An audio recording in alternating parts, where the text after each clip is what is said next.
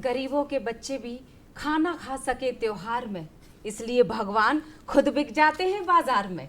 गणेश चतुर्थी की आपको ढेर सारी शुभकामनाएं। दूरदर्शन परिवार आपको बहुत सारी शुभकामनाएं प्रेषित करता है। आपकी सारी मनोकामनाएं भगवान गणपति पूरी करें, यही मनोकामना और यही कामना, यही शुभकामनाएं आपको हम यहाँ से स्टूडियो से देते हैं, जिसका नाम है इस कार्यक्रम सजीव फोन इन प्रोग्राम नमस्कार एमपी, और मैं हूँ आपके साथ प्रिया। तो चलिए सबसे पहले फ़ोन नंबर्स आप नोट कर लीजिएगा, क्योंकि फ़ोन लाइन खुल चुकी है। 8 बजे से 9 बजे तक आप इस सजीव फोन इन कार्यक्रम को देख पाएंगे, हमारे अतिथियों से चर्चा कर पाएंगे, अपने सवाल रख पाएंगे। 075526600049, यानी कि ये हमारा लैंडलाइन नंबर है। भोपाल से बाहर लगाएंगे तो कोड लगाना ज़रूरी होगा। इसके अलावा निःशुल्क सेवा यानी टोल फ्री नंबर का भी आप इस्तेमाल कर सकते हैं, 1800233040। ये हैं हमारे फ़ोन नंबर्स। अब अगर हम बात करें, आज गणेश चतुर्थी, लेकिन थोड़ा सा कन्फ्यूजन था। इसी कन्फ्यूजन को दूर करने के लिए हमने विशेष अतिथि को बुलाया है, ताकि हमारे सारे फंडे क्लियर हो सके। जी हाँ, गणेश चतुर्थी पर हम चर्चा करेंगे, लेकिन उससे पहले एक बहुत खूबसूरत बात आपके साथ वो शेयर करनी ज़रूरी बनती है, क्योंकि सुबह का वक्त है और सुबह की शुरुआत खूबसूरत खबर के साथ की जाए तो मुझे लगता है कि पूरा दिन बन जाएगा। मैं लहरी बाई की बात करूंगी। मध्य प्रदेश के लिए ये बहुत गौरव का विषय है कि पूरे देश भर में G20 की धूम रही, और जब G20 का ये महोत्सव हुआ था तो उसमें ये जो हम आपको चेहरा दिखा रहे हैं दरअसल लहरी बाई का है। तो अंतर्राष्ट्रीय मिलेट वर्ष 2023 जो मनाया जा रहा है, उसके अंतर्गत मध्य प्रदेश का चुनाव हुआ और मध्य प्रदेश की लहरी बाई अब जन जन तक जाना पहचाना नाम बन चुकी है। जी हाँ, इसकी घोषणा के 3 साल पहले ही शिवराज सिंह चौहान, हमारे मध्य प्रदेश के जो सरताज, जिसको हम कहें मुखिया हैं, हमारे मुख्यमंत्री जी ने राज्य मिलेट मिशन बनाकर काम शुरू किया। और मध्य प्रदेश में मिलेट, अगर खाद्य पदार्थों और खाद्य प्रसंस्करण की अपार संभावनाओं के मद्देनजर देश में दूसरे स्थान पर आता है मिलेट उत्पादन में मध्य प्रदेश। और लहरी बाई को ये अवार्ड दिया गया माननीय राष्ट्रपति जी के हाथों। तो बहुत सारी शुभकामनाएं मध्य प्रदेश वासियों आपको। तो चलिए अब हम आगे बढ़ते हैं, और सबसे पहले चूंकि खूबसूरत तिथि है तो तिथि क्या कहती है ये भी बताते हैं। विक्रम संवत 2080 भाद्रपद शुक्ल पक्ष चतुर्थी तिथि 19 सितंबर 2023 मंगलवार। तो आप सभी का दिन मंगलमय हो, यही कामना हम करते हैं। और अब एक खूबसूरत सा विचार जो हमारे पूरे दिन को बनाएगा, उसी कड़ी में विचार भी बताते हैं आपको। विचार कुछ इस तरह है कि जीवन में सुख तभी मिल पाएगा जब आप अपने कर्तव्य को हर काम से सबसे ऊपर रखेंगे। और उसका बेहतरीन उदाहरण जो है वो गजानन है। जी हाँ, उन्होंने किस तरह से अपने पिता से युद्ध किया था। दरअसल नीतिगत अगर हम बात करें, उसके लिए गणपति जी, हम तस्वीरों में भी देख सकते हैं, उनका स्थान सर्वोपरि रहा है। जी हाँ, और अगर हम इन तस्वीरों, खूबसूरत तस्वीरों के साथ एक बात आपसे साझा करना चाहें कि थाईलैंड के क्लांग खोएन शहर में गणेश इंटरनेशनल पार्क बनाया गया है, जिसमें कांसे की 39 मीटर ऊंची मूर्ति लगाई गई है। मतलब ये धूम सिर्फ हमारे देश में ही नहीं, गणपति जी की चर्चा विदेशों में भी होती है। बहुत सारी बातें हम करते जाएंगे, क्योंकि आज का दिन उन्हीं पर तो समर्पित है। लेकिन उसके पहले हम आपको कुछ तस्वीरों के साथ साझा करें। पूरे देश में बहुत सारे राज्य ऐसे हैं। अगर महाराष्ट्र की बात करें, ये तस्वीरें कुछ महाराष्ट्र की भी हैं, मुंबई की हम बता रहे हैं आपको ये तस्वीर। तो इतनी खूबसूरत तस्वीर, एक अलग अलग आकार में। कहीं घर में अगर हम बात करें तो मिट्टी के गणेश जी बैठ जाते हैं, और अगर हम बाहर शहर में निकल जाइए आप, इस वक्त ये पूरे 11 दिन मोदक प्रिय गणपति जी की बहुत सारी अलग अलग मूर्तियां, जो मैंने जिस वाक्य की बात की थी कि गरीबों के बच्चे भी खाना खा सके त्योहार में। जी हाँ, मूर्तिकार जिन्होंने कोरोना काल में ऐसा समय बिताया था जिसे भूलना मुश्किल है। जी हाँ, तो सबसे पहले मैं तिथि और विचार के साथ ही कुछ और चीज़ों को जोड़ना चाहूँगी, लेकिन इतिहास की चर्चा भी पहले करते चले। तो क्या कह रहा है इतिहास, चलिए आपको बताते हैं। 19 सितंबर 1893 की बात करेंगे। स्वामी विवेकानंद ने शिकागो यानी अमेरिका के विश्व धर्म संसद में ऐतिहासिक भाषण दिया था आज ही के दिन। 1893 न्यूजीलैंड में सभी महिलाओं को वोट देने का अधिकार दिया गया। 1952 संयुक्त राज्य अमेरिका ने चार्ली चैपलिन को देश में प्रवेश करने से रोक दिया था। 1957 की भी बात करेंगे। पहला अमेरिकी भूमिगत परमाणु बम परीक्षण किया गया। 1991 ओड्जी द आइसमैन ने इटली और ऑस्ट्रेलिया के बीच सीमा पर आल्प्स में खोज की थी। 2011 नासा ने अंतरिक्ष यात्रियों के लिए स्पेस लॉन्च सिस्टम यानी SLS तैयार किया। 2011 में ही अखलाक मोहम्मद खान शहरयार को 44वां ज्ञानपीठ पुरस्कार प्रदान किया गया था। 1911 अंग्रेजी लेखक नोबेल पुरस्कार विजेता विलियम गोल्डिंग का आज के दिन जन्म हुआ। जी हाँ, कुछ और लोगों का भी जन्म हुआ आज ही के दिन, जिसमें से 1927 में हिंदी भाषा के प्रसिद्ध और सम्मानित कवि कुंवर नारायण जी का भी जन्म हुआ। भारतीय क्रिकेटर आकाश चोपड़ा, देखिए इनका भी जन्म हुआ था 1977 में। हम तस्वीरें भी आपको, संबंधित तस्वीरें आपको बताते जा रहे हैं। 1958 की भारतीय गायक, संगीतकार और अभिनेता लकी अली का भी आज ही के दिन जन्म हुआ। अब last but not the least, जी हाँ, अंतिम कड़ी में 1965 का भी जिक्र करेंगे। आज ही के दिन भारतीय मूल की दूसरी महिला अंतरिक्ष जाने वाली सुनीता विलियम्स जी हाँ, इनका भी आज ही के दिन जन्म हुआ था। थोड़ी सी चर्चा गणपति जी पर और कर ली जाए, क्योंकि आज का दिन इतना खास है। गणेश चतुर्थी बहुत सारे मायनों में खास होते हैं। ये 11 दिन अलग अलग तरीके से लोग मनाते हैं। कुछ लोग 3 दिन, कुछ लोग 5 दिन। ये कन्फ्यूजन, जैसे कि मैंने कहा ना कि त्योहारों को लेके हर बार कन्फ्यूजन रहता है, तो ये हम बहुत सारी चीज़ों पर चर्चा करने वाले हैं। लेकिन अगर गणपति जी के व्यक्तित्व पर हम बात करें, जैसा कि मैंने कहा कि सबसे पहले उनके लिए माता पिता सबसे ज़रूरी रहे। जी हाँ, पूरी दुनिया की अगर हम बात करें, उनके जब चक्कर लगाने की बात, ये बहुत सुंदर सी कथा है, ये तो जग जाहिर कथा है।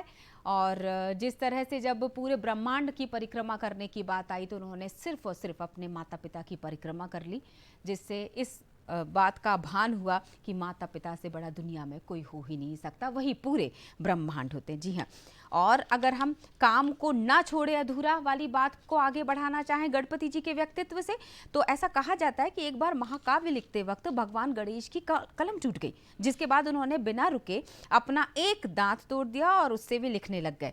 इससे एक सीख तो ये भी मिल गई कि हमें कोई भी काम अधूरा नहीं छोड़ना चाहिए, चाहे उसमें कितनी भी अड़चने क्यों ना आ जाएं।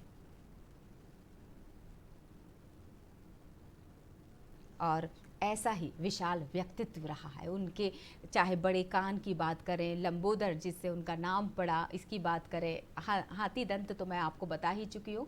उनके अगर हम आँखों की बात करें, उनके अंग संचालन की बात करें, उनके शरीर के अंगों की अगर हम बात करना चाहें, तो पूरा व्यक्तित्व उनका नख से लेके शिख तक व्यक्तित्व उनका सीख वाला रहा है। जी हाँ, हम लड्डू प्रिय हम बात करें, मूषक की सवारी करने वाले गणपति जी की बात करें, इतनी खूबसूरत तस्वीरें जिनको देखकर ही मन मोह जाए। इस वक्त हम तस्वीरें आपको स्क्रीन पर दिखा ही रहे हैं। इतनी धूम रहती है। एकता का प्रतीक अगर हम कहें हमारे त्योहार, संस्कृतियों वाला हमारा देश भारत, और ये जो त्योहार होते हैं ना, ये हम सबको आपस में जोड़ने का महत्वपूर्ण काम करते हैं। गजानंद, जिनका स्वरूप ही अपने आप में अनोखा है, गजशीश और मानव शरीर से संयोजित भगवान श्री विनायक अनेक नामों से तो मशहूर हैं ही, उनका संपूर्ण शरीर ही मैनेजमेंट का जीता जागता उदाहरण है।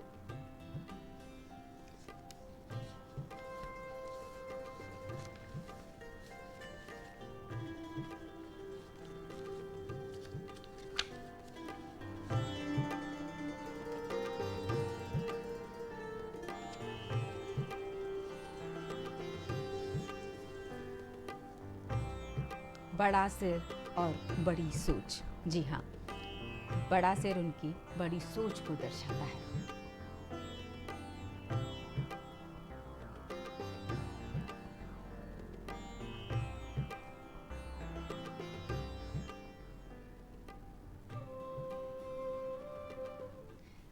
गणपति जी की बातों को आगे बढ़ाने के लिए मैं अनुमति लेते हुए स्वागत करती हूँ स्टूडियो में मौजूद हमारे अतिथियों का। तो सबसे पहले पंडित हेमचंद्र पांडे जी हमारे दूरदर्शन में लगातार आते रहते हैं सर।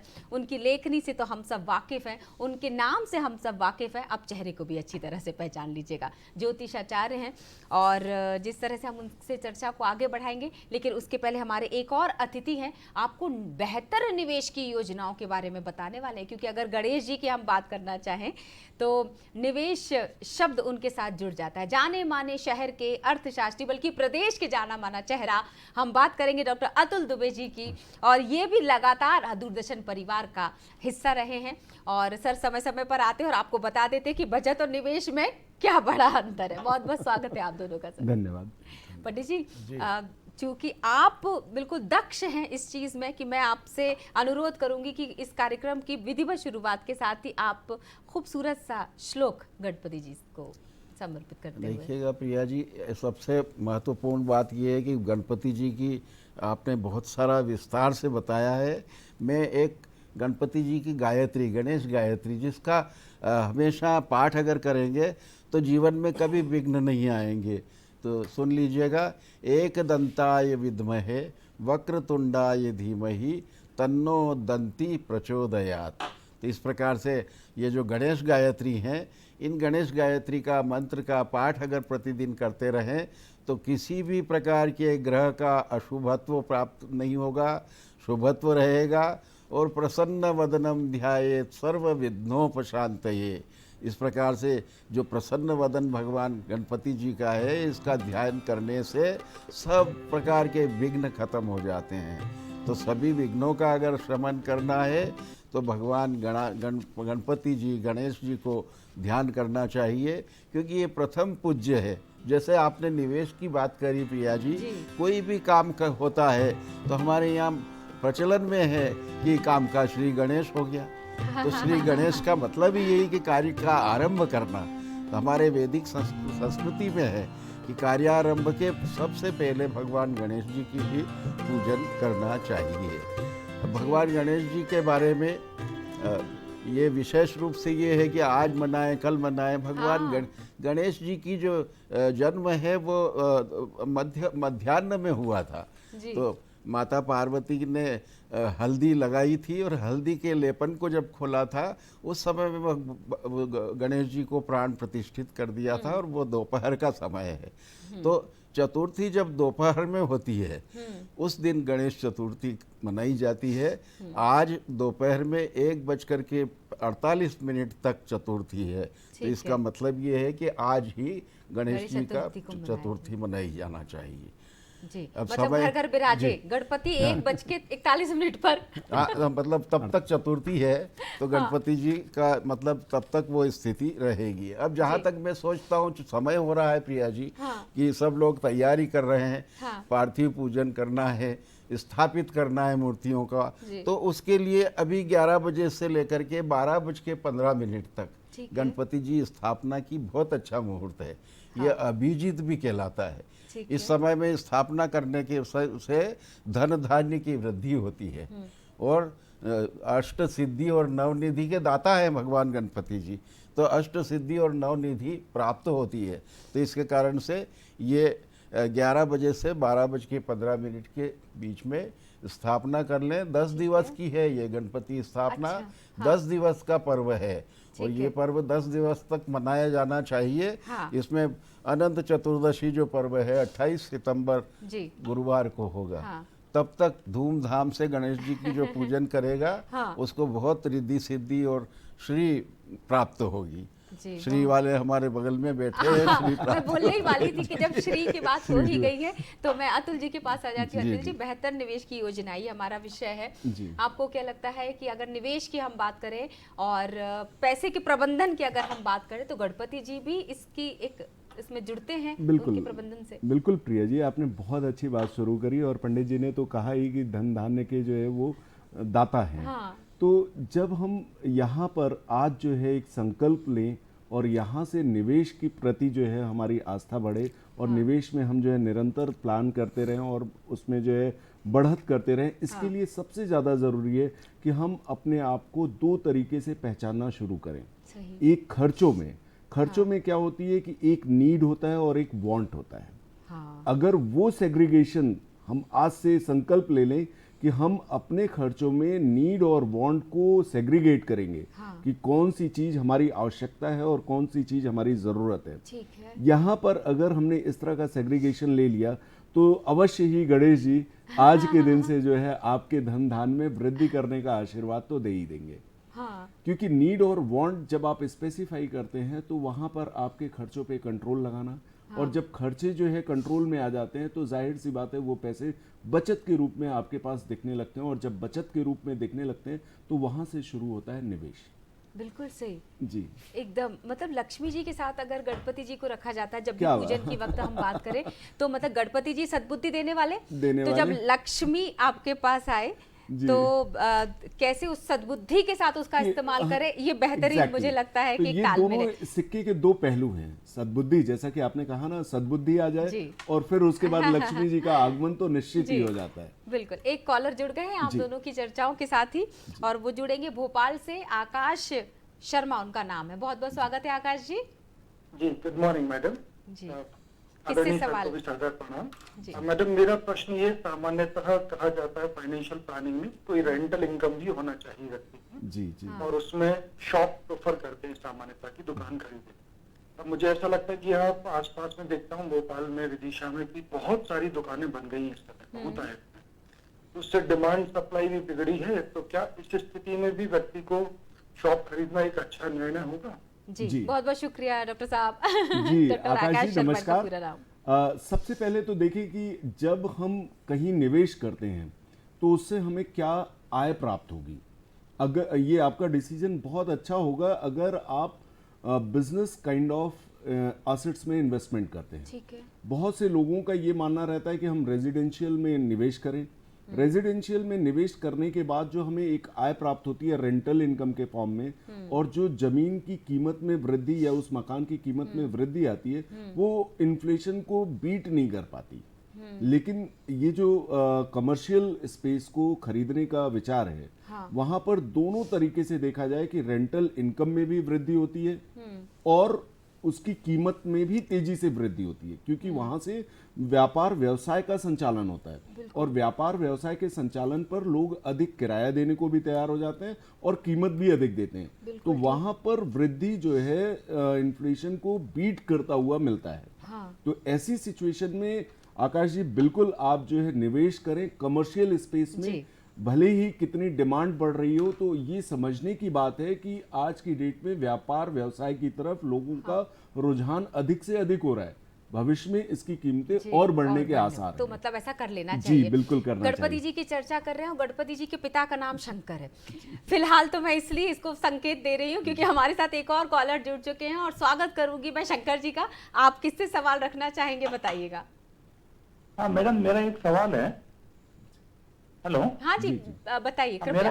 मेरा एक सवाल है, जो एनपीएस स्कीम इनके लिए बहुत फायदेमंद है। किसके लिए फायदेमंद है? National pension. जी जी। ये national pension scheme NPS 80CCD में ये टैक्स से बेनिफिट भी देता है। अगर आपने 1.5 लाख रुपए के ऊपर निवेश पे लाभ लेना चाहते हैं तो यहाँ पर 50,000 रुपए तक का आपको बेनिफिट मिल सकता है। और ये मैं सजेस्ट करूंगा उन सभी जो सैलरीड लोग हैं उन सबको यहाँ पर निवेश करना चाहिए। रीजन उसका ये है कि हमारे इकोनॉमी से सैलरीड पर्सन का पेंशन हटा दिया गया है, विड्रॉ कर लिया गया है। तो ये एनपीएस के थ्रू अगर आप निवेश करते हैं तो आपको एक पेंशन, एक आय की गारंटी आपके रिटायरमेंट लेने पर जो है मिल जाती है, और साथ ही साथ आपको टैक्स का लाभ भी मिलता है। तो ये बेहतर होगा कि आप एनपीएस में निवेश करें, टैक्स का लाभ लें, और रिटायरमेंट के बाद एक आय का गारंटी भी आपको मिल जाता है कि इतनी आय मिलेगी। ठीक है। पंडित जी आपके पास आ जाती हूँ मैं, चूंकि अभी बहुत खूबसूरत नाम के साथ मैंने कार्यक्रम को आगे बढ़ाया। तो मैं शंकर जी, मतलब पिता की बात करूं, अगर मैं गणेश जी के पिता की बात करूं, कहाँ तो पिता ने उनका सर काट दिया था, मतलब एक ऐसा जी, जब फिल्म हुई बनती थी, वाकया हुआ था। लेकिन फिर भी अगर जब बॉन्ड की बात करते हैं तो पिता पुत्र का बड़ा ही स्ट्रांग बॉन्ड था। मैं चाहूंगी कि थोड़ा सा इस पर चर्चा हो जाए, जब जिक्र निकला ही है शंकर जी का। जी जी, तो वो आपने बताया ही है प्रिया जी कि कितना महत्व भगवान गणेश जी अपने पिता को देते थे कि ब्रह्मांड की परिक्रमा करने का जो बात आई थी, तो उन्होंने माता और पिता का नाम लिख करके परिक्रमा कर ली। बताया कि मैं तो पूरे ब्रह्मांड की परिक्रमा माता पिता के उस परिक्रमा, नाम के परिक्रमा से ही हो गया। तो पिता भले जो भी करता है, आज के समाज को ये शिक्षा लेनी चाहिए कि पिता जो भी करता है वो ज्ञान और उसके भविष्य के लिए करता है। तो हमारी जो आज के समाज में जो पुत्र पिता का सम्मान करें तो सभी ग्रहों का उसमें ठीक रहेगा, ग्रहों का अरिष्ट दूर होगा। पिता का कारक सूर्य होता है, और सूर्य एक पंच देवताओं में से देवता है। तो इसलिए भगवान गणेश जी ने भी माता पिता का सम्मान किया। और माता पिता, अभी जब भी पूजा गणेश की होती है तो गौरी साथ में बनती है, गौरी की पूजन होती है। जी बिल्कुल। जी। कॉलर जुड़ चुके हैं पंडित जी, और नीरज जी का हम स्वागत करते हैं। नीरज जी बताइएगा, आपका सवाल किससे है?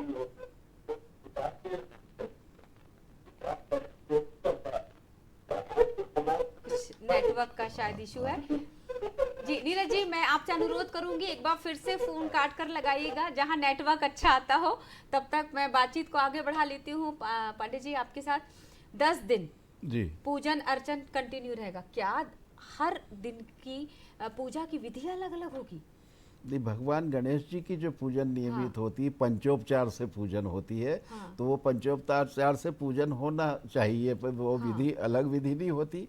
वह विधि एक होती है, पर प्रत्येक तिथि का अलग अलग हो। जैसे संतान सप्तमी, उस दिन भगवान से संतान की मांग कर सकते हैं।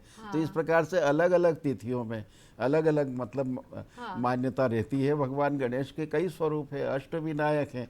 तो सब प्रकार की मांग करने के लिए अलग अलग तिथियों में अलग अलग मांग कर सकते हैं, परंतु पूजन पंचोपचार से या षोडशोपचार से, 16 प्रकार का जो उपचार है, या पंच मतलब जिसमें स्नान, वस्त्र, गंध, धूप, दीप और नैवेद्य, इस प्रकार की ये जो पूजन होती है, ये पूजन प्रतिदिन करना चाहिए। सवेरे, मध्याह्न में और सायंकाल त्रिकाल पूजन करना चाहिए। जी। अच्छा, एक कॉलर हमारे साथ जुड़ चुके हैं। अतुल जी, आपसे है उनका सवाल, स्वागत करते हैं और कहूंगी कि संक्षिप्त में अपना सवाल रखिएगा।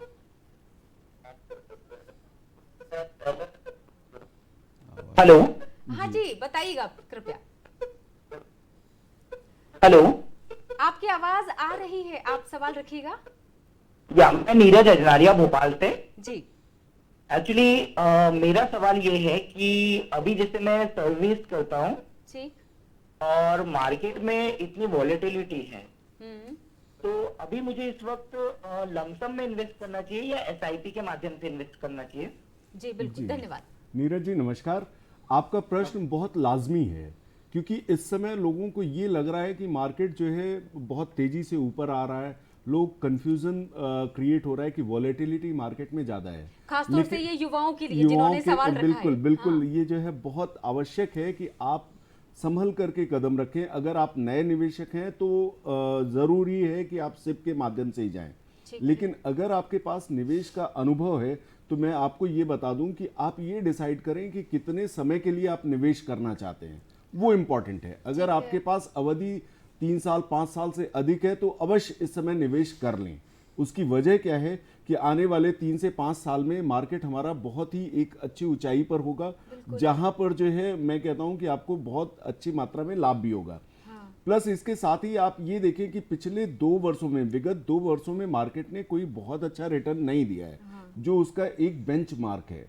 जबकि हम बेंच मार्क मान करके चलते हैं कि तकरीबन सेंसेक्स और निफ्टी अप्रॉक्स 14% का रिटर्न देंगे, जो कि पिछले 2 वर्षों में रिटर्न नहीं मिला है। तो यहाँ पर मैं आपको सजेस्ट करूंगा कि ये अपॉर्चुनिटी जैसा है, मार्केट एक बार अपवर्ड हो चुका है, आप यहाँ पर निवेश करें। बस इतना सुनिश्चित कर लें कि आपके पास अवधि कितने समय की है। सही। अगर छोटे समय की अवधि है तो बिल्कुल जो है निवेश से थोड़ा सा बचें। आपके पास अनुभव है तो बिल्कुल इस समय निवेश कर लें और लंबी अवधि के लिए बने रहें, आपको भविष्य में बहुत अच्छा लाभ होगा। कितनी अच्छी चर्चाएं चल रही हैं। गणेश और निवेश उससे बेहतर बन जाएगा परिवेश। एक और क्या बात है प्रिया जी। साहू जी हमारे साथ जुड़ चुके हैं और प्रदीप साहू जी का स्वागत करते हुए सवाल ले लेते हैं उनसे। बहुत बहुत स्वागत है प्रदीप जी। हाँ प्रिया मैडम, मैं डॉक्टर प्रदीप साहू बोल रहा हूँ भोपाल से। जी बताइएगा। सबसे पहले आप सभी को और दूरदर्शन परिवार के सभी सदस्यों को गणेश चतुर्थी की हार्दिक शुभकामनाएं। आपको भी शुभकामनाएं। डॉक्टर साहब, आपके पिछले दिनों कुछ एक कार्यक्रम हुआ, उसके लिए सफलता के लिए बहुत क्वालिटी वाला प्रोग्राम था, मैंने सुना था, मैं तो अटेंड नहीं कर पाया। बहुत बहुत बधाई हो। धन्यवाद। डॉक्टर साहब, मैं ये प्रश्न करना चाहता हूँ कि उच्छिष्ट गणपति क्या होते हैं? उच्छिष्ट गणेश ज्योतिष की दृष्टि मुझे से ऐसा लगता है कि सवाल पंडित जी के लिए है। जी बिल्कुल, शुक्रिया। जी पंडित जी। ऐसा है प्रदीप जी कि उच्चिष्ट गणपति जो है, एक तो क्या है कि गणेश जी बैठे हुए हमेशा दिखते हैं। हाँ। और गणेश जी की जो खड़ी मुद्रा है उज्जैन में भी दिखेगी आपको। तो इस प्रकार से एक्टिवनेस जो रहती ना, उच्चिष्ट गणेश जी की आराधना करने से आदमी में क्रियाशीलता बढ़ती है। आदमी में कार्य करने का मादा बढ़ता है और उससे उसकी आराधना, भगवान गणेश जी की इस प्रकार की आराधना करने से बुध ग्रह, जो बुध बुद्धि का मालिक है, बुध ग्रह की सौम्यता आती है। बुध ग्रह से कार्य करने की कहाँ कार्य करना चाहिए, कौन सा कार्य नहीं करना चाहिए। जैसे कि अतुल जी ने बताया कि निवेश करने में जो भगवान गणेश जी की जो सूक्ष्म जो छोटी छोटी आंखें हैं, जो बहुत पेनी नज़र से देखती हैं, तो पेनी नज़र से देख करके कार्य जो करेगा वो कभी नुकसान नहीं खाएगा। तो इसलिए निवेश करने में भी पेनी नज़र रखें कि आगे क्या होगा, तो उसको देख करके निर्णय लेते हैं। तो इसी प्रकार से उच्चिष्ट गणेश जी की आराधना धन लक्ष्मी के लिए बहुत उत्तम मानी गई है। बिल्कुल। धन्यवाद। मतलब अगर देखा जाए तो गणपति जी के साथ मेरा ये सवाल है, क्योंकि कुछ सवाल तो ऐसे हैं जो मेरे खुद के मन में उठ रहे हैं कि रिद्धि सिद्धि उनके साथ होती हैं। तो बहुत सारे सवाल मैं आपसे करने वाली हूँ और अतुल जी आपसे भी पूछूंगी, लेकिन मुझे ऐसा लगता है एक छोटी सी डॉक्यूमेंट्री तो बनती ही है दर्शकों के लिए। गणपति जी इतना खूबसूरत आज का दिन है, तो चलिए ये डॉक्यूमेंट्री आपको दिखाते हैं गणेश चतुर्थी पर विशेष। वक्रतुंड महाकाय सूर्य कोटि समप्रभ निर्विघ्नं कुरु मे देव सर्व कार्येषु सर्वदा।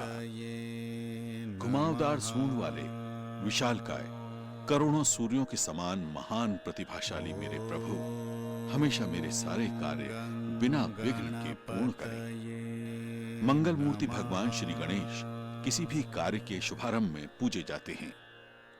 नया कार्य आरंभ करने के पूर्व गणपति का आह्वान किया जाता है। भगवान गणेश को ज्ञान, समृद्धि और सौभाग्य के देवता के रूप में पूजा जाता है। वे प्रथमेश हैं। कार्य का आरंभ ही श्री गणेश है। विघ्नहर्ता विनायक गणेश जी की कीर्ति कथा अनंत है। वे आदि अनादि सर्वव्यापी और सर्वज्ञ होकर मंगल मूर्ति, मंगलकर्ता भी है। वैसे तो वर्ष भर भगवान गणेश जी की पूजा होती है, लेकिन भाद्रपद शुक्ल पक्ष की चतुर्थी गणेश चतुर्थी से आरंभ होकर अनंत चतुर्दशी तक गणपति आराधना का विशेष महत्व माना जाता है। ये माना जाता है कि इन 10 दिनों के दौरान श्रद्धा और विधि विधान के साथ यदि गणेश जी की पूजा अर्चना की जाए तो जीवन की समस्त बाधाओं का अंत कर विघ्नहर्ता अपने भक्तों पर सौभाग्य, समृद्धि एवं सुखों की बारिश करते हैं।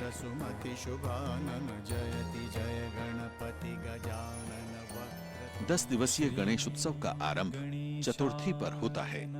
घर घर में भगवान शिव और पार्वती के पुत्र भगवान गणेश का पूजन होता है। सार्वजनिक स्थलों के साथ ही घरों में भी गणपति प्रतिमा की स्थापना की जाती है। भगवान गणेश सनातन काल से पूजे जाते रहे हैं, लेकिन गणेश उत्सव का आज जो स्वरूप है उसकी नींव करीब 125 साल पहले पड़ी। इसका इतिहास भारतीय स्वतंत्रता संग्राम के इतिहास से जुड़ा हुआ है। गणपति उत्सव की शुरुआत 1893 में महाराष्ट्र से लोकमान्य बाल गंगाधर तिलक ने की। 1893 के पहले भी गणपति उत्सव मनाया जाता था, पर वो सिर्फ घरों तक ही सीमित था। उस समय आज की तरह पंडाल नहीं बनाए जाते थे। और न ही सामूहिक गणपति विराजते थे। तिलक ने समाज को एकजुट करने और स्वतंत्रता संग्राम के लिए जागरूकता लाने के उद्देश्य से गणेशोत्सव आरंभ किया। इस तरह से उन्होंने गणेशोत्सव के माध्यम से समाज को एक सूत्र में पिरोने का काम किया।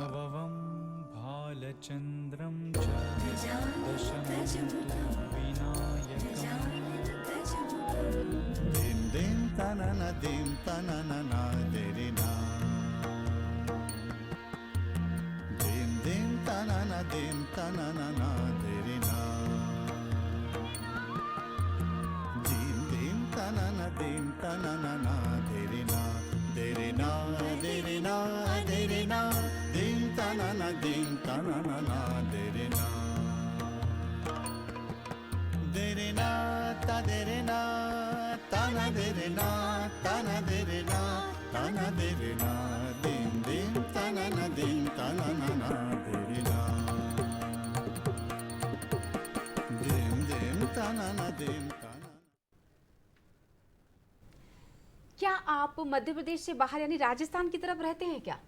तो जोधपुर जाना बिल्कुल मत भूलिएगा, क्योंकि वहाँ 100 साल से भी ज्यादा पुराना एक मंदिर है जिसे इश्किया गणपति जी कहा जाता है। यानी कि वहाँ पर जोड़े आते हैं, अपनी मनोकामनाएं मांगते हैं और ऐसा कहा जाता है कि उनकी मनोकामनाएं पूरी होती हैं।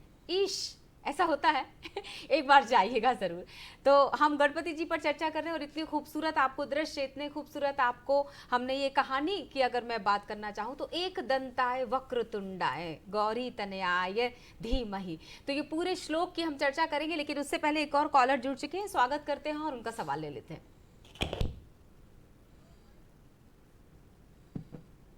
जी बताइएगा, आपका सवाल किससे है? हेलो जी स्वागत है आपका। और हाँ नमस्ते मैडम। जी उत्तर प्रदेश वाराणसी से यूपी जुड़े से हुए बात हमारे कर रहा साथ। हूँ। जी मेरा सवाल है अतुल जी से। जी बताइएगा सर, सवाल रखिएगा। हाँ सर, मेरा सवाल आपसे ये जी, है जी। कि मैं कुछ फाइनेंस करना चाहता हूँ अपने बच्चों के नाम से। जी, 2 बेटियां हमारी है, तो मैं उनके मैरिज के थ्रू प्लान करना चाहता हूँ, तो मैं किस तरह से इन्वेस्टमेंट करूँ? जी। बहुत बहुत उसके लिए मैं शुक्रिया। आपसे राय लेना चाहता हूँ। जी जी, बिल्कुल, विवेक वाराणसी से थे ये। जी, विवेक जी, वाराणसी बहुत अच्छी जगह है और धार्मिक स्थल भी है। बिल्कुल। विवेक जी, सबसे पहले तो ये देखें कि आपके बच्चियों की उम्र क्या है और कितने समय के लिए आप निवेश करना चाहते हैं। उनकी पढ़ाई के लिए निवेश करना चाहते हैं, उनके विवाह के लिए निवेश करना चाहते हैं, या और किसी प्रयोजन से निवेश करना चाहते हैं। तो वहाँ पर आप समय अवधि का बिल्कुल ध्यान रखें कि कितने समय के लिए निवेश करना चाहते हैं। और अगर ये लंबी अवधि का निवेश है तो ये बिल्कुल सही समय है, क्योंकि भारत की इकोनॉमी जो है बिल्कुल ग्रोइंग स्टेज पर है। और जिस तरह से हमारे प्रधानमंत्री साहब जगह जगह पर व्यवसाय की अपॉर्चुनिटी भारत में ले आ रहे हैं, उससे ये दिख रहा है कि भारत की इकोनॉमी आने वाले समय में बहुत अच्छा करेगी। तो ये बिल्कुल सही समय है, यहाँ पर आप निवेश करें। अब प्रश्न उठता है कि हम कहाँ पर निवेश करें और कितने समय के। तो जैसा मैंने कहा ना कि अगर आपके पास समय निर्धारित है या आप समय का आकलन कर पा रहे हैं कि इतने समय के लिए निवेश करना है, तो आपकी अवधि 3 से 5 साल के बीच में है या 5 साल से अधिक है, तो इक्विटी में जाकर के आप निवेश कर सकते हैं। और अगर आपके पास बाजार का अनुभव नहीं है तो आप किसी सलाहकार की सलाह लेकर के कर सकते हैं, या म्यूचुअल फंड जैसे ऑप्शंस में जाकर के आप निवेश कर सकते हैं इक्विटी फंड में। वहां पर जो है आपको बहुत अच्छा रिटर्न मिलेगा। और रिटर्न के साथ साथ जो हमारा प्रॉब्लम आता है परचेसिंग पावर, या जिसको हम इन्फ्लेशन कहते हैं, उसको भी डिफीट करने का ऑप्शन केवल इक्विटी में ही है। दूसरे ऑप्शंस में हमको वो लाभ नहीं मिल पाता जी। तो यहाँ पर जो है मेरा सजेशन यही है कि आप इक्विटी फंड्स में किसी सलाहकार की सलाह लेकर के निवेश करें। और अगर सलाहकार के निवेश नहीं लेते हैं तो भी आप जो है इक्विटी फंड्स में जाकर के, अगर आपके पास लंबी अवधि का टारगेट है, तो बिल्कुल निवेश करें। एक और कॉलर जुड़ गए हैं और इसी सवाल के साथ उनका सवाल जोड़ लेते हैं। मदन मोहन त्रिपाठी जी हैं और वो भी भोपाल से ही हैं। तो स्वागत है त्रिपाठी जी, और सवाल रख लीजिएगा अतुल जी से। नमस्कार सर। नमस्कार सर। आप सभी को गणेश चतुर्थी वाली शुभकामनाएं। आपको भी। सर मेरा सवाल था, जिसमें मैं सिविल इंजीनियर हूँ, मैं प्राइवेट जॉब करता हूँ, तो मुझे कंफ्यूजन होता है कि मैं प्रॉपर्टी में इन्वेस्ट करूँ या आपकी एसआईपी इन्वेस्ट करूँ। जी जी, देखिए मदन मोहन जी, प्रॉपर्टी में निवेश करते समय हमको ये ध्यान में रखना है कि आपके प्रॉपर्टी का वैल्यूएशन तो बहुत तेजी से बढ़ेगा, ये बात आप भी जानते हैं, मैं भी जानता हूं, क्योंकि ये लिमिटेड रिसोर्स है। प्रॉपर्टी जो है बहुत ही सीमित मात्रा में सभी के पास उपलब्ध है सही। और इसका उत्पादन करके हम इसको बढ़ा भी नहीं सकते। ठीक तो है। प्रॉपर्टी में निवेश करते समय ये ध्यान रखिए कि प्रॉपर्टी में वृद्धि तो होगी, हाँ। लेकिन आपकी जरूरत के समय पर उसको आप इनकैश नहीं कर पाएंगे। ठीक है। जब आपको वास्तव में पैसे की जरूरत होगी और आप बेचने जाएंगे तो कोई भी व्यक्ति उचित कीमत देकर के आपको उस प्रॉपर्टी को नहीं खरीदेगा, और अगर गलती से उसे ये पता चल गया कि आपको जरूरत है तो वो और दाम कम कर देगा। जी। एसआईपी का एक अलग ही उपयोग है कि आप जब चाहें जितना चाहें उसमें से पैसा निकाल सकते हैं, और ये एक एप्रोप्रिएट रिटर्न भी देता है अगर आपने सही उसका माध्यम का चुनाव किया है, तो सही फंड का सिलेक्शन किया है तो वहां पर आपको एक उपयुक्त रिटर्न भी मिलता है। तो अब दोनों के फीचर्स हमको क्रिस्टल क्लियर हो गए कि प्रॉपर्टी हमको रिटर्न तो अच्छा देता है लेकिन समय पर हम इसको लिक्विडेट नहीं कर पाते, लेकिन एसआईपी अच्छा रिटर्न देने के साथ साथ जो है हमको क्या करता है, समय पर इसकी लिक्विडिटी की गारंटी भी देता है कि आपके अकाउंट में जितना पैसा, सिप अकाउंट में जितना पैसा होगा जी। वो पूरा का पूरा या उसका कुछ हिस्सा आप निकाल सकते हैं अपनी जरूरत के आधार पर। बिल्कुल सही। तो यहाँ पर आपको सुनिश्चित करना है कि कुछ पैसा जो है आपका सिप में हो, कुछ रियल एस्टेट में भी हो, प्लॉट में भी हो, जैसा आप चाहें। बिल्कुल। तो निवेश करते समय मेरा दर्शकों से अनुरोध है इस कि तरह से। 3 बातों का हमेशा ध्यान रखें कि रिलायबिलिटी होनी क्या चाहिए। मैं 3 बातें आपसे थोड़ी देर में ले सकती हूँ? जी, बिल्कुल, एक कॉलर बिल्कुल। हमारे साथ जुड़ चुके हैं और जी, मुझे बिल्कुल। ध्यान रहेगा कि मुझे आपसे 3 बातें 3 पूछनी बातें लेनी है। हमारे साथ भोपाल से सचिन केलापुरे जी जुड़ चुके हैं और इस बार सवाल पंडित जी के लिए है। बहुत बहुत स्वागत है केलापुरे जी। नमस्ते पंडित जी, मैं नमस्कार। सचिन बोल रहा हूँ भोपाल कोलार से। जी। हेलो, मेरा सचिन प्रश्न जी ये सवाल, था हाँ। कि जैसे हरतालिका के बारे में हम तो जानते हैं कि क्यों मनाया जाता है, लेकिन ये गणेश चतुर्थी का आयोजन जनरली क्यों होता है? और इसमें मतलब जैसे हम कोई प्रण लें तो क्या इन 10 दिनों के बाद हम उस चीज को चालू कर सकते हैं, या इससे हमारी मनोकामना जो पूरी होगी? या गणेश चतुर्थी मतलब सितंबर में ही क्यों मनाते हैं, या इसका मतलब क्या कारण है सर? बहुत देखिए बहुत शुक्रिया। हाँ।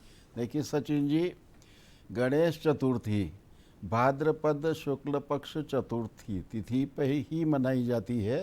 और इनका भगवान गणेश जी का जन्मदिन आज का है कि दोपहर में आपका जन्म हुआ है माता गौरी पार्वती से कि अभी मैंने जो बताया था कि हल्दी के लेप खोलने के पश्चात जो बनता है तो उससे उन्होंने आकृति बनाई और गणेश जी बने, स्वयंभू बने हैं। और स्वयंभू जब कोई भी देवता बनते हैं तो वो सबके लिए बराबर लाभ देने वाले होते हैं। तो आज का दिन लाभ देने वाला है। हरतालिका तीज माता की है। माता ने भगवान शंकर को प्रसन्न करने के लिए उपवास किया था, यहाँ तक कि एक गुफा में जाकर के उपवास किया था और वहीं पे रेत के भगवान शंकर जी बनाए थे। हाँ। माता पार्वती ने, और भगवान शंकर प्रसन्न हुए और प्रसन्न होकर के उन्हें प्राप्त किया। उसके पश्चात उसका जो दूसरा दिन है गणेश चतुर्थी, हरतालिका तीज और गणेश चतुर्थी का इसीलिए महत्व है कि तृतीया जो तिथि है वो किसी भी कार्य आरंभ के लिए बहुत अच्छी है, और चतुर्थी तिथि है वो चतुर्थी तिथि प्लानिंग करने के लिए बहुत अच्छी है, क्योंकि ये रिक्ता तिथि कहलाती है। चतुर्थी, अष्टमी और चौदस, ये जो चतुर्थी, नवमी और चौदस, ये रिक्ता तिथि कहलाती है। तो इसमें क्या है कि प्लान कर सकते हैं, जैसे अतुल जी ने बताया आपको निवेश करने का, जो प्लानिंग कर लीजिए, प्लानिंग करने का। और भगवान की आराधना का दिवस है। आज की हुई प्लानिंग कभी असफल नहीं हो सकती। मुझे अच्छा तो नहीं लगता बीच में रोकना, लेकिन मेरी मजबूरी है क्योंकि कॉलर हमारे साथ लगातार जुड़ते चले जा रहे हैं। तो बिना देर किए अक्षय तायरे जी को मैं स्वागत करते हुए उनका सवाल ले लेती हूँ। भोपाल से ही अक्षय जी जुड़े हुए हैं। स्वागत है अक्षय जी, सवाल रखिएगा। मैम, मेरा नाम अक्षय तायरे है, मैं भोपाल से हूँ। मेरी कार्ड की दुकान है, तो मेरी डेली अर्निंग होती है, मैं तकरीबन 5 से 6 हज़ार रुपए डेली कमाता हूँ। तो कोई ऐसा रास्ता भी है कि मैं डेली इन्वेस्ट कर सकूँ? जी मुझे थोड़ा सजेस्ट करिए। जी, थैंक यू अक्षय जी। मैं अभी बता देती हूँ, इनकम टैक्स डिपार्टमेंट में आपको 5 से 6 हज़ार रुपए रोजाना मिलते हैं। नहीं, अक्षय जी बिल्कुल सही प्रश्न आपने पूछा है कि ये बहुत अच्छी बात है कि हम दिन के 5-6 हज़ार रुपए कमा रहे हैं, तो एक अच्छी बचत होना बहुत ज़रूरी है। कमाने के बाद उस पैसे का बचत के रूप में कन्वर्जन करना, और बचत के रूप में कन्वर्जन होने के बाद उसका सही जगह पर निवेश करना। आपकी उम्र मुझे नहीं पता है कि कितने वर्ष, मुझे ऐसा लग रहा है आवाज से ये युवा युवा वर्ग में हैं। आते हैं। और हाँ। अगर युवा हैं तो मैं बिल्कुल सजेस्ट करूंगा कि कम से कम 30% आप अपनी आय का बचत के रूप में कन्वर्ट करें। हाँ। और वो 30%, अब चूंकि आपने कहा कि मुझे डेली आय प्राप्त होती है, अब डेली आय प्राप्त होने के बाद अगर आप उसे बैंक में निवेश कर लेते हैं या बैंक में इकट्ठा करने के बाद फिर आप जो है कहीं पे वो कर सकते हैं, निवेश कर सकते हैं, या अगर आप जो है बैंक में नहीं भी करते हैं हाँ। तो आप मंथली रूप में या वीकली रूप में, या मैं कहता हूं कि रेगुलर बेसिस पे जो आपका बचत है उसको जो है कहीं पर पार्क करें। और पार्क करने के बाद अगर आपको फाइनेंस का ज्ञान है, आपके पास कोई सलाहकार है, तो उससे सलाह लें। और अन्यथा किसी बैंक में जाकर के मे आई हेल्प यू का एक बोर्ड लगा हुआ है। रहता है, और यस, वहां यस। पर एक उचित व्यक्ति बैठा रहता है जो आपको सही सजेशन दे सकता है। आप वहां पर वीकली जाकर के या फोर्टनाइटली सिप का चयन करें, वहां से पैसा आपका जो है अप्रोप्रिएट सिप में ट्रांसफर होगा जी। और आपको जो है उसका लाभ प्राप्त होगा।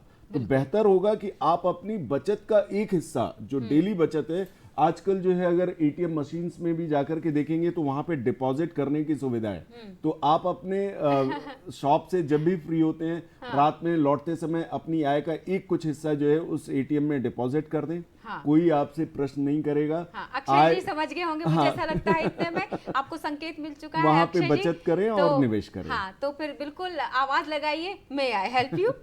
बिल्कुल। पंडित जी, लाभ की बात हो रही थी, शुभ भी उसके साथ मैं जोड़ देती हूँ। तो गणेश जी के साथ ना जब भी मैं वो जो कैलेंडर जैसा कुछ देखती हूँ उसमें शुभ और लाभ लिखा होता है। जी। तो मैं चाहूंगी कि कैसे हम ये दोनों की प्राप्ति कर सके, उसका कैसे सहयोग बनेगा। देखिएगा, बहुत अच्छा प्रश्न किया आपने। शुभ मतलब हमेशा सत्संकल्प हो, तन्मे मनः शिव संकल्प वस्तु। अच्छा संकल्प करने वाला, अच्छा धनात्मक सोचने वाला विचार अगर रहेगा तो वो शुभ रहेगा। और जब धनात्मक विचार सोचेंगे तो लाभ अपने आप हो जाएगा। तो हमेशा शुभ पहले आता है। शुभ काम करिएगा, अच्छा काम करिए, जो लोगों को भले हो सकता है वो काम करिए, उसके पश्चात ही तो लाभ मिलेगा। आपको लाभ खाली धन का ही नहीं होता, लाभ जो होता है वो आपके व्यक्तित्व का होता है। अगर अच्छा व्यक्तित्व, अगर आपने अच्छा सोचा तो आपका अच्छा व्यक्तित्व बनेगा, लोग समाज में आपकी मान सम्मान प्रतिष्ठा बढ़ेगी। तो इसलिए आपका बहुत अच्छा प्रश्न है, समाज के हित का है ये। एक और सवाल मैं जोड़ लेती हूँ। जब हम 9 दुर्गों की बात करते हैं तो 9 देवियां, 9 स्वरूप उनके, है ना। जी। लेकिन गणपति जी की बात करते हैं तो 10 दिन के गणपति जी होते हैं। उनके भी क्या 10 स्वरूप है, इसलिए गणपति जी 10 दिन होते हैं? नहीं, ऐसा है हाँ। कि गणपति जी के 12 नाम हैं। अच्छा। 12 नाम, 10 तो स्वरूप है, ठीक है। पर 12 नाम है। और 12 नाम का अगर उच्चारण प्रतिदिन व्यक्ति करेगा तो उसको कभी कोई कष्ट नहीं होगा। मैं एक श्लोक से बताता हूँ आपको जरूर। कि सुमुखश्चैव एकदन्तश्च, सुमुख एक दंत, कपिलो गजकर्णकः, ये 2 ये हुए। लंबोदरश्च विकटो विघ्ननाशो विनायकः, धूम्रकेतु गणाध्यक्षो भालचंद्रो गजानन। इस प्रकार से ये भालचंद्रो गजानन, ये जाकर के 12 नाम हो जाते हैं। तो इस बारे में ये कहा गया है कि 12 तानि नामानि यह पठेत शृणुयादपि, जो पढ़ लेता है, जो स्मरण करता है या जो सुन लेता है। देखिए, मैंने आपको सुनाया तो आपके लिए भी बात। तो इसमें क्या है कि विद्यारंभे विवाहे च प्रवेशे निर्गमे तथा संग्रामे संकटेश्चैव विघ्नस्तस्य न जायते। तो कहने का अर्थ है कि विद्या आरंभ करें, विवाह का समय रहे, गृह प्रवेश करें, या आप प्रस्थान करें, कहीं निर्गम है ना, कहीं जाएं, संग्राम में जाएं, कंपटीशन में, जैसे प्रतियोगिता परीक्षाएं बहुत सारे लोग देते हैं, उस समय भी ये 12 नाम का पूजन करें। कोई संकट आता हो, किसी प्रकार का आपको महसूस हो कि संकट में है, तब भी इन नामों का उच्चारण करें तो विघ्नस्तस्य न जायते। ऐसे लोग, ऐसे समय में कहीं विघ्न नहीं होगा। तो इसलिए एक बहुत अच्छा ये श्लोक है, इसका स्मरण पूरे समाज में सबको करना चाहिए। तो विघ्नों से दूर रहें और सत्संकल्प रहे। बिल्कुल। इसी संकल्प के साथ हम एक कॉलर को भी जोड़ लेते हैं और उनका नाम है राजेश जी, राजेश मिश्रा, और इत्तेफाक से वो भी वाराणसी से ताल्लुक रखते हैं। बहुत बहुत स्वागत है मिश्रा जी, और सवाल दुबे जी से है। हाँ डॉक्टर नमस्ते। नमस्कार सर। सवाल रखिएगा मिश्रा जी। मुझे पूछना है कि मैं शेयर में इन्वेस्ट करूं या म्यूचुअल फंड के जरिए क्या? बहुत लाजमी प्रश्न है। हाँ। जनरली क्या होता है कि शेयर में निवेश करने के बाद, स्टॉक पे निवेश करने का आकर्षण कोरोना के बाद कुछ अधिक बढ़ गया है। अच्छा। क्योंकि कोरोना के समय पर हमारा स्टॉक मार्केट का सेंसेक्स वो 26,000 के आसपास आ गया था, और जिन्होंने वहां पर निवेश किया उन्होंने दिन दूनी रात चौगनी बरकत देखी। अब लोगों का आकर्षण स्टॉक मार्केट में अधिक हो गया। अच्छा। और म्यूचुअल फंड भी उसी का एक पर्याय है। ठीक। अगर म्यूचुअल फंड में देखा जाए तो इनडायरेक्टली वहां पर एक्सपर्ट्स आपसे पैसा लेते हैं। एएमसी, जिसको हम एसेट मैनेजमेंट कंपनी कहते हैं, वो आपसे जो है इंडिविजुअल से पैसा लेकर के वो जो है अपने एक्सपर्टीज का यूज करते हुए स्टॉक मार्केट में निवेश करती है। तो अब मेरा यहाँ पर बताने का तात्पर्य ये है कि स्टॉक मार्केट में डायरेक्टली हमने पिछले कोरोना के बाद अच्छा लाभ प्राप्त किया। वो आकर्षण का विषय रहा, तो सभी लोग आकर्षित होते हैं स्टॉक मार्केट में। लेकिन यहाँ पर हमको ये समझ लेना चाहिए कि अगर हमारे पास स्टॉक मार्केट की समझ नहीं है, उसकी नब्ज पकड़ने का ज्ञान नहीं है, तो हमें वहां पर नहीं जाना चाहिए। दुबे जी, मैं आपसे अनुरोध करूंगी, क्योंकि इतना अच्छे विषय हैं दोनों, और इतने अच्छे फोन नंबर्स भी आ रहे हैं कि मेरी बोलती आज मुझे लग रहा है 15 सालों में पहली बार बंद हो रही है।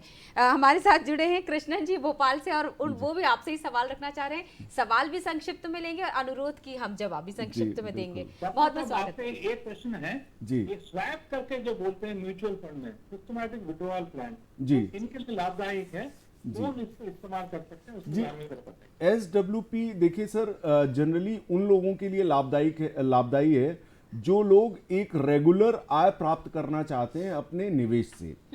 SWP सिस्टमैटिक विड्रॉल प्लान मतलब आपके निवेश पर एक निर्धारित तिथि को निर्धारित अमाउंट, पूर्व निर्धारित अमाउंट जो है आपको प्राप्त होना। अब यहां पर सिलेक्शन करते समय हमको थोड़ा सा सावधान रहना चाहिए कि हमारा जो बेस इन्वेस्टमेंट प्लान है वो कहां पर है। वो हम जनरली इक्विटी में ना रखें, डेट या हाइब्रिड काइंड ऑफ में रखें, जहां से हमें एक पूर्व निर्धारित तिथि को पूर्व निर्धारित राशि प्राप्त होती रहे। तो हम हमेशा ये ध्यान रखें कि SWP जब हम स्टार्ट करना चाहें तो जिस प्लान में निवेश करें वो हाइब्रिड या डेट फंड हो। ठीक है, इसका सिलेक्शन बिल्कुल। पर आपको बता दें आपको कि पंडित जी भी इस क्षेत्र के माहिर रहे हैं। और एक और कॉलर जोड़ लेती हूँ, मुझे नहीं लगता आज मैं बात करने वाली हूँ। दिल्ली से हमारे साथ एक और कॉलर जुड़ चुके हैं, उनका स्वागत करते हैं और उनका सवाल भी ले लेते हैं। और मुझे जहां तक अंदाजा है अतुल जी आपसे ही वो सवाल है। आशीष जी का स्वागत करेंगे। आशीष जी सवाल रखिएगा। अतुल सर, एक्चुअली ना मेरे पास टाटा इलेक्ट्रिक के शेयर पड़े हुए हैं। जी जी। नियर 100 शेयर है मेरे पास, ये 7800 के रेट पे। जी जी। तो इसमें मेरे को क्या करना चाहिए? इसको होल्ड करना चाहिए या अभी इसमें एवरेज अभी जो चल रही है वो नियर अबाउट 7300 का रेट आ रहा है अभी। देखिए, इसमें मेरे को और शेयर लेने चाहिए। IT सेक्टर के बारे में क्या ख्याल है आपका? सर देखिए, IT सेक्टर पिछले 2 वर्षों में बहुत अच्छा परफॉर्म नहीं किया था, क्योंकि यहाँ पर सभी कंपनियों ने अपने प्रयोजन अधिक कर लिए थे, अपने खर्चों को बढ़ा लिया था, एम्प्लॉय एंगेजमेंट भी बढ़ गए थे। तो इस वजह से अभी तक उसका जो है सही रेट मैं कहूँगा कि आपको और विचार करना चाहिए। मतलब थोड़ा सा अगर आपके पास समय हो तो बिल्कुल इसको होल्ड करके रखें, इसका भविष्य अच्छा है। जी। दुबे सर, मुझे पक्का मुझे से लग रहा है ये गणपति जी की मूर्ति के साथ आज हाथ जोड़कर आए थे कि भगवान आज निवेश से जुड़े हुए सवाल ज्यादा है।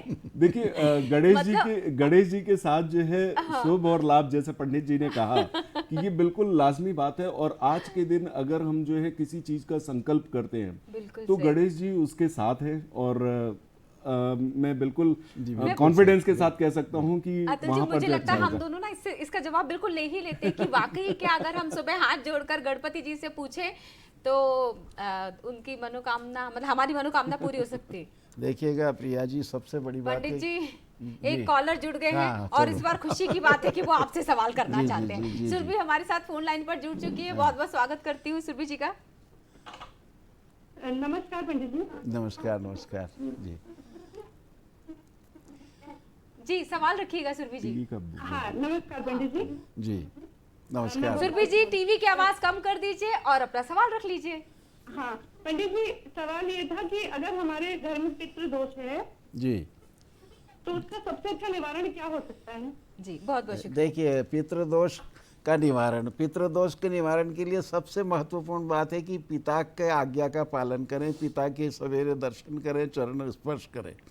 और सूर्य, पितृदेवता के का जो मालिक है वो सूर्य है, हमेशा सूर्य को अर्घ दें, तो ये पितृदोष समाप्त हो जाता है, पितृदोष नहीं लगता है। क्योंकि पिता कभी भी जो हमारे पूर्वज हैं वो कभी भी संतान को कष्ट नहीं देते।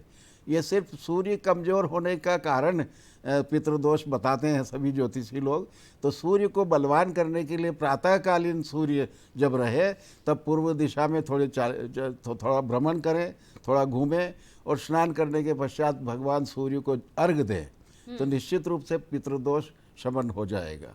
जी बिल्कुल। अब चूंकि उनके हम शारीरिक संरचना की बात करना चाहेंगे, तो लंबोदर की अगर हम बात करना चाहें, और एक और मैं इसके साथ सवाल जोड़ लेती हूँ कि मोदक ही क्यों उनके लिए प्रसाद में, मोदक प्रिय क्यों गणपति माने जाते हैं?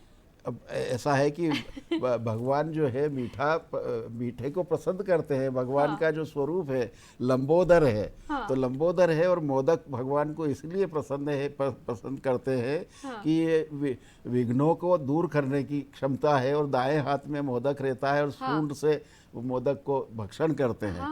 तो देखिए, इनकी आकृति से ही हम सब घ्राण शक्ति, किसी चीज़ को ग्रहण करने के पहले उसकी घ्राण शक्ति, उसको देखें, कार्य को देखें कि ये कार्य में नुकसान तो नहीं होने का है या फायदा में होने का है। तो वो जैसे लंबी सूंड है उस प्रकार से हमको आसपास के क्षेत्र को घ्राण शक्ति से समझ लेना चाहिए कि ये प्रदूषित स्थान तो नहीं है जहाँ शुद्धि रहे। दूसरी बात ये है कि पेनी आँखों से गहराई से सोचें, और लंबोदर का मतलब ये हुआ कि सब जिधर उधर की बातें आती है उसको अपने पेट में समाहित कर ले, उससे उसमें उग्रता न करें। मतलब किसी भी कार्य की आरंभ करने के लिए गणपति जी की पूजन इसीलिए की जाती है कि सबका सुने, बड़े कान हैं तो बड़े कान में सबकी सुने, और सबको सुन करके अपने पेट में समाविष्ट कर लें, और जो सही है वो निर्णय, वो कार्य करने की अपनी स्वतः प्रेरणा लें कि क्या कार्य करना। पेनी नज़र से पहले उसको गहराई से सोचें, डीपली थिंकिंग करें कि ये काम करने से मुझे फ़ायदा है, तो सबके सुनने के पश्चात फिर निर्णय लें। ये भगवान गणेश जी की आकृति से, भगवान गणेश जी के शरीर से हमको ये शिक्षा मिलती है।